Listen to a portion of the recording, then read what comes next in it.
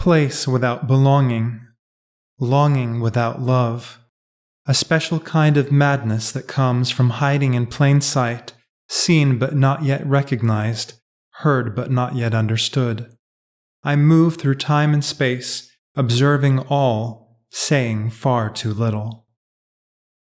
What do you make of this?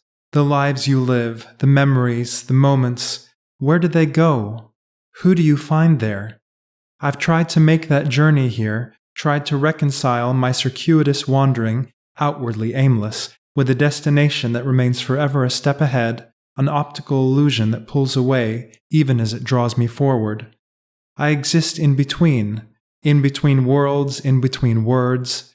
I am impatient and still I fear to tread further. I fear to leave my fears behind. Who I think I'm not has always been of greater concern than who I am. That's not me. It could be. Why isn't it? The journey is one of integration, of bringing together fragments, fantasies, feeling my way tentatively toward a shape that fits, one where I can loosen the bonds of letter and line and speak myself into being.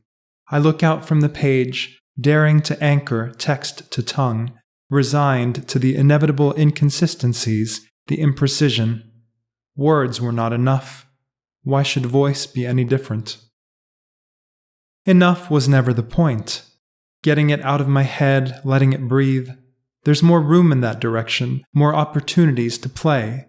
I speak aloud the words I write in order that others might find even more of me in that place, more of my original intent.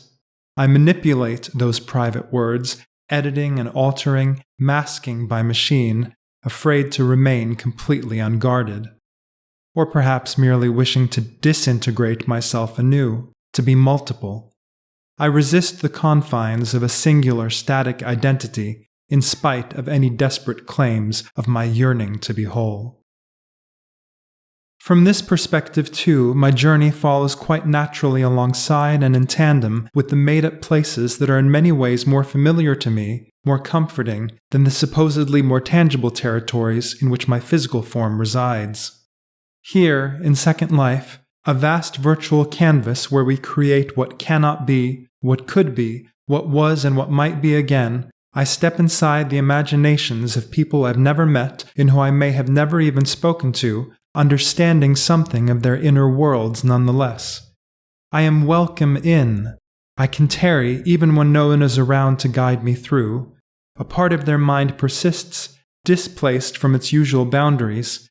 Their visions are all around me, surrounding and summoning, and allowing me to decide where and when I will turn.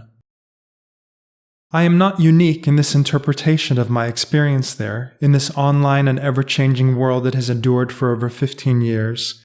The people who I've personally talked to, those whose thoughts I've heard by proxy, many say the same, that in this realm where we build both body and backdrop, avatars to represent us and places to contain those itinerant representations, a certain kind of intimate connection takes hold in the act of being there and navigating another's creations.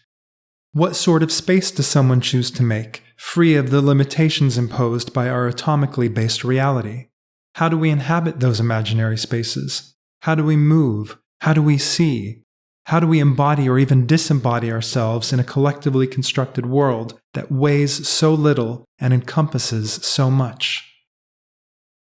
In my own travels across this virtual terrain, I have often been content with solitude, maintaining human contact by way of exploration, seeking out new spaces by myself and discovering subtle details there, learning about a space's purpose and the minds who made it, and letting solitude be tempered by my awareness of entering a dream, one that someone, somewhere, chose to share. I am also keenly aware of the ephemerality of these digitized dreams, returning sometimes to find that the familiar is no more. My wandering, therefore, has recently begun to lean toward preservation, with attempts to film some of these imaginary spaces while I still can, to capture as many of their contours as possible while keeping myself literally out of the picture. And yet how futile! For just as these spaces change me, invading my mind with each visit, so too do I change them, in the eyes of my viewers, by the turns and the tilts I make while filming, through the visual rhythms that I decide to pursue in my starry-eyed efforts to document them purely as they are. What would it mean to embrace that implicit artistic bias? How might such a journey take shape? To seize hybridity on a threefold scale, to solicit nuance from the amalgamation of word, voice, and image. Where would that journey leave me? In places where I do not belong, but which nevertheless feel like home, longing for a refuge which will, like the universe itself, be ultimately indifferent to my presence. I choose the madness, I choose to hide, speaking disembodied words whose instigator remains, with two exceptions, very much unseen, words that echo across frames intentionally devoid of avatar-based life. This journey must be dreamt alone. From a sacred space, then, I struggle to come to terms with both the burden and the promise of human creativity and with where it may or may not lead me. Lost in a fog of my own invention, I ache for the light of other shores. My own seems to not be enough. I am too far removed from the world, a beacon that no one else notices unless I make myself heard, and in doing so I cannot help but repeat the mistakes of my past, like a machine that knows nothing but its endless, unthinking cadence. Is anyone really listening? I recite my misgivings to a non-existent crowd, to the congregation inside my head. They, at least, understand how this feels. Maybe I'm just one among many who feel this way, all of us waiting for a moment of redemption, of approval, all of us rooted in a nebulous landscape that is neither here nor there. Perhaps these are my people.